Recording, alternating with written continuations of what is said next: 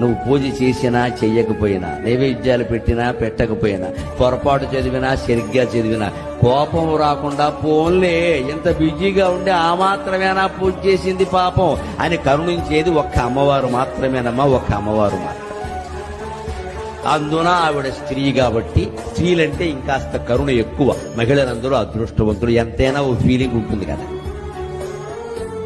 పైగా ఆడవాళ్ల పట్ల జాలి ఏమిటంటే అమ్మవారికి ఆ మొగుడు రాక్షసుడు అమ్మవాడు చంపుకు తింటూ ఉంటాడు, అయినా సరే ఇది వదలదు నన్ను పట్టుకుని ఏడుస్తూ ఉంటుంది. ఇక్కడ ఆ పిల్లలు దీనికోసం బతుకున్నారు, లేక ఉంటారా అని అక్కడ పెట్టి ఏదో స్తోత్రమో ఏదో నోటుకొచ్చిన శ్లోకమో పాటో ఏదో పాడి తల్లే కాపాడు తల్లే అంటే తప్పకుండా కాపాడుతుంది.